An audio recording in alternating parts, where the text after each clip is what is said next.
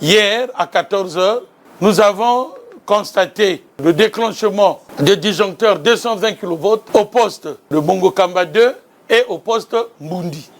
Le déclenchement nous faisait révéler qu'on a le câble à terre à 18 km du poste de Mongo Kamba.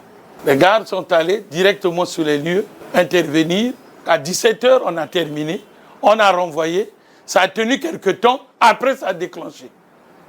Donc nous sommes partis encore dans les investigations. On a constaté qu'à 16 km de Mongo Kamba 2, notamment là où se trouvent les îles Taman, il y a eu aussi rupture de câble à ce niveau. Et nos gars ont travaillé donc de 17 h jusqu'à 22 h 30, ils ont fini. Et tard dans la nuit, on a donc renvoyé cette liaison et repris toute la situation au niveau de la ville. Cependant, étant donné qu'il y avait déjà rupture de câble à ce niveau, ça veut dire que ce que produisait la CEC vers Brazzaville en passant par Mongo Kamba ne peut plus envoyer l'électricité vers Brazzaville parce que le disjoncteur ici est ouvert. Et quand c'est comme ça, c'est que les deux centrales, Mukukulu et Imbulu, fonctionnent maintenant en régime de surcharge parce qu'ils dépassent leur capacité. Ils ont déclenché à leur tour, d'où le blackout qu'on a constaté hier.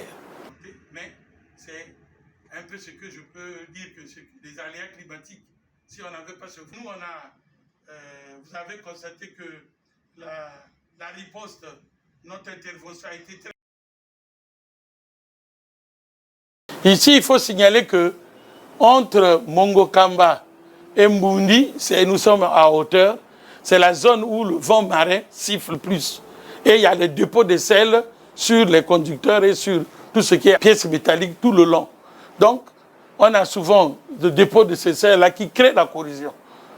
Alors que pendant la saison sèche, nous avions fait les entretiens de cette ligne, surtout cette partie-là, où on a remplacé les isolateurs.